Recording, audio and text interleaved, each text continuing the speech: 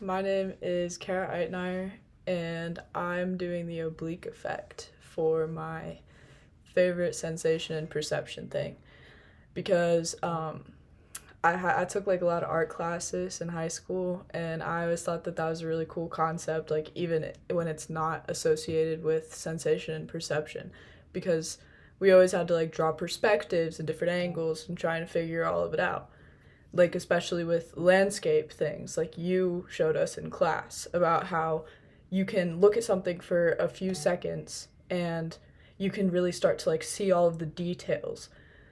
I remember that we looked at a picture and it had rocks and trees, and at first glance you can't really depict all of the different angles of it, but then if you stare at it for a second you can really see all of the different things and it kind of comes more into play.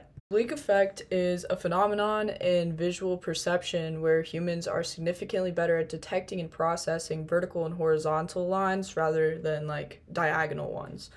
And it really explains how we learn through experiences and through evolutionary periods because, fun fact, it is easier for adults to be able to depict this phenomenon rather than children because they don't understand how it all works yet.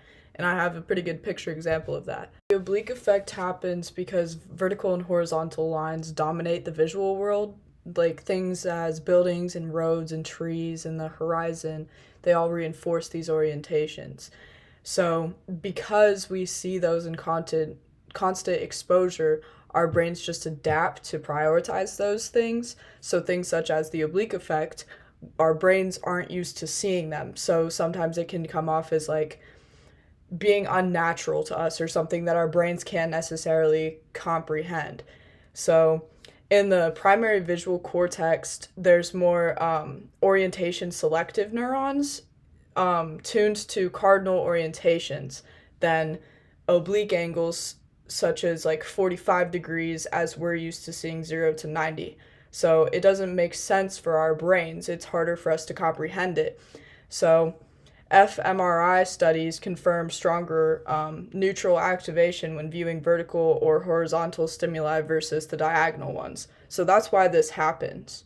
I'm kind of like reiterating, but I think that it's really cool because it's been used in art like for a really, really long time. I wish like I still had some of my stuff from when I took a bunch of art classes because I know that this was a lesson that like we learned and we had to figure out how to draw something for that.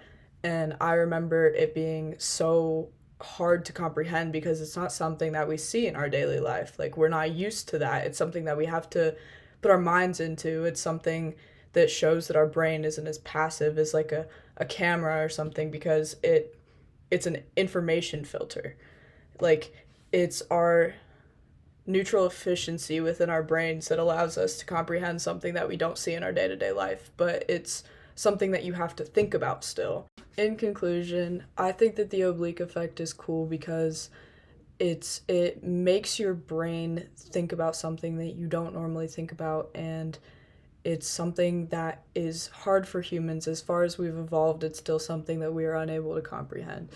And sometimes it makes me think like, am I like actually seeing something how it is, or am I seeing something the way that my brain is interpreting it rather than what it really looks like?